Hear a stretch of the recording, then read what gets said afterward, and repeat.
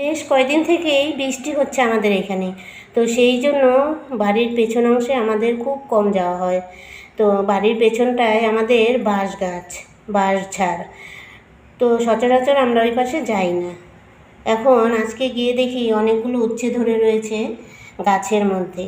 তো ওই দেখো তুলে নিয়ে আসলাম। আজকেও বৃষ্টি হচ্ছে আমাদের এখানে, তবু এখন একটু কম আছে। তো আজকে নিরামিষ খাবারের দিন, ভালোই হলো। উচ্ছে গাছটা নিজের থেকেই হয়েছে, হয়তো আমরা কোনো সময় বিচি ফেলেছিলাম, সেই জন্যই। তো এই দেখো রান্না করে খোসা আমরা ফেলে দিই পিছন পাশে, সেখান থেকেই হয়তো হয়েছে অনেকগুলোই। এই যে উচ্ছে ছিঁড়ে নিয়ে আসলাম। তো এই উচ্ছে দিয়ে আজকে কিছু একটা রান্না করব।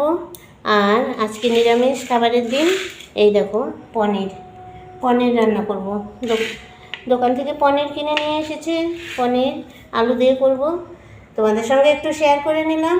উচ্ছেগুলো দেখতে বেশ সুন্দর, খেতেও ভালো লাগে। তিতা মাঝে মধ্যে একটু খেতেও হয়। ভাত হয়ে গেছে আমার, আর এখানে তেল কড়াইতে দিয়ে দিলাম, গরম হয়ে গেছে। আমি এখন পনিরটা ভেজে নেব ভালো করে। নুন হলুদ দিয়ে মাখিয়ে রেখেছিলাম পনিরগুলো, ভালো করে একটু ভেজে নেব।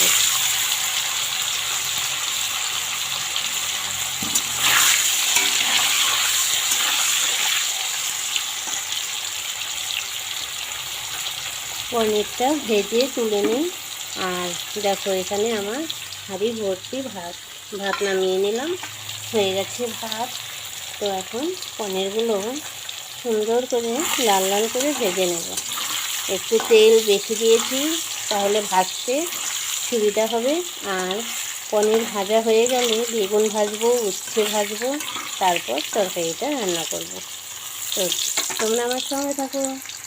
তো পনিরটা ভাজা হয়ে গেছে, আমি এখন তেল ঝরিয়ে এই পনিরগুলো তুলে নেব বাটিতে। এই তেলেই বেগুনটা ভেজে নেব। দেখো বন্ধুরা, পনির ভাজা উঠিয়ে আমি বেগুন ছেড়ে দিয়েছি তেলে। আর বেগুনটাও লাল লাল করে ভেজে নেব।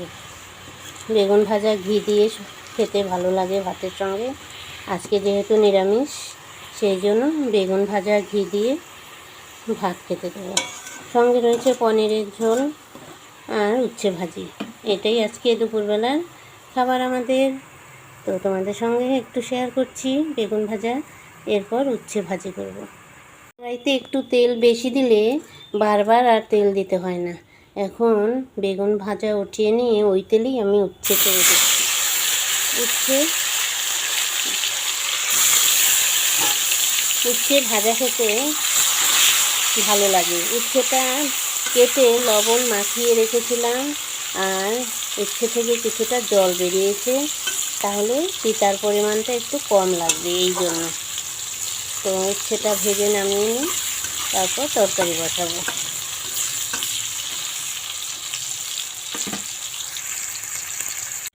সব কিছু ভাজা হয়ে গেছে আমার।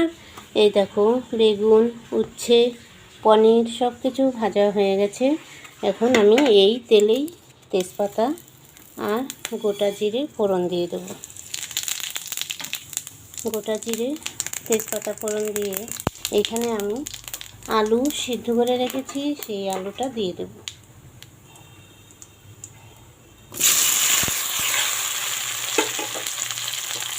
আলুটা একটু ভালো করে ভেজে নেব।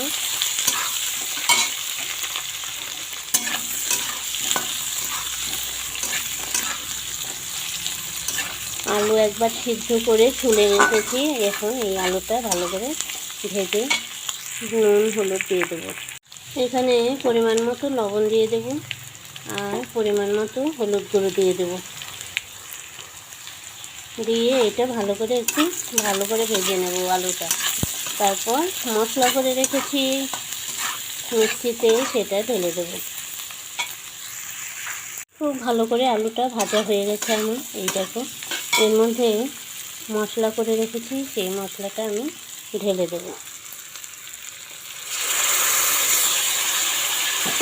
এখানে আছে তোমার আদা, জিরা, কাঁচা লঙ্কা, এটাই ভালো করে একটু কষিয়ে নিই।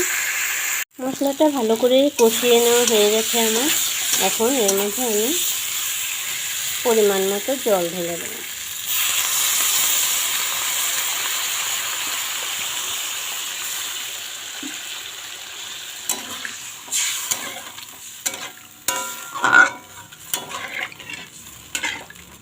তরকারিটা ফুটে উঠলে পনিরগুলো দিয়ে দেবো। গরম মশলা দেবো, নামানোর আগে গরম মশলা দেবো।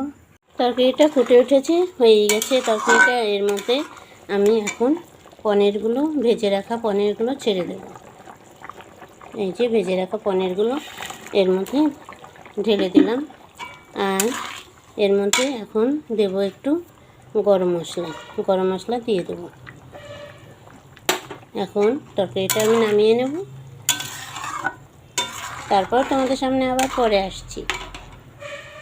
দেখো বন্ধুরা, আমার খাবার রেডি, সকলের খাওয়া হয়ে গেছে। তো তোমরা তো আজকে দেখতেই পেলে কি কি রান্না করলাম। আর এই দেখো, এখানে এই যে ঘিয়ের বোতল নিয়েছি, আর বেগুন ভাজার সঙ্গে একটু ঘি নেব। আমাদের এখানকার এটা গাওয়া ঘি, তো ঘি খেতে ভীষণ ভালো লাগে, ঘি দিয়ে বেগুন ভাজা।